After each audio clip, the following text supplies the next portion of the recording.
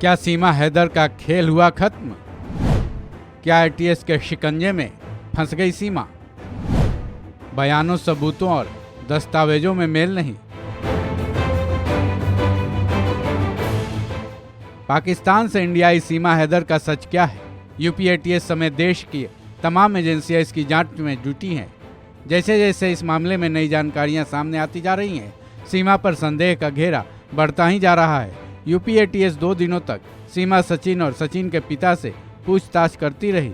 इस पूछताछ में सीमा से पूछे गए सवालों के जवाब, उसकी तरफ से अब तक के दिए गए बयान और दस्तावेजों में मेल नहीं हो पा रहा है, जिसकी वजह से केंद्रीय जांच एजेंसियों का शक और भी गहरा होता जा रहा है। जिसके बाद ये सवाल उठ रहे हैं कि क्या सीमा हैदर का खेल अब खत्म हो गया है?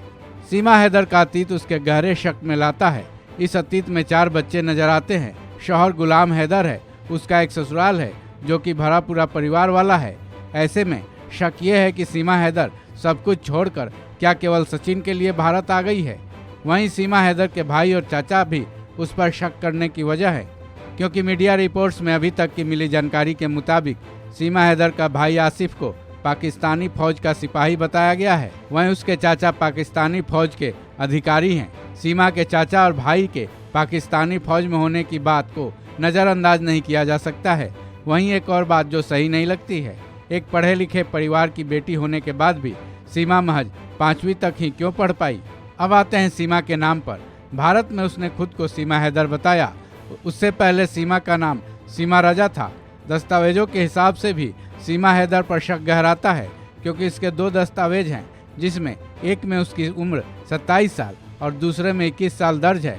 सवाल यह है कि आखिर सीमा ने 2 दस्तावेज क्यों बनवाए? दोनों में 6 से 7 सालों का फर्क क्यों है?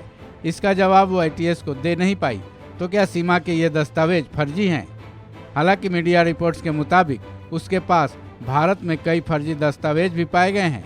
इसके साथ ही कई ऐसे और सवाल हैं जिसके जवाब वो नहीं दे पाई, जिसमें दुबई जाना, पति की जानकारी के बिना मकान बेचना, दूसरी बार भारत आने पर चारों बच्चों के नए पासपोर्ट साथ में होना, पाकिस्तानी सिम नष्ट कर देना, खुद का और बच्चों का फर्जी आधार कार्ड बनवाना वगैरह वगैरह। ऐसे में क्या ये साफ नहीं हो जाता कि सीमा हैदर इन सवालों के जवाब नहीं देकर काफ़ी कुछ छिपाने की कोशिश कर रही है? तो क्या अब सीमा हैदर का खेल खत्म हो गया है? क्योंकि अगर सब कुछ सही होता तो इन चीज़ों को छिपाने की ज़रूरत ही क्या थी? इस खबर में बस इतना ही। बाकी अपडेट्स के लिए जुड़े रहें वन इंडिया हिंदी के साथ।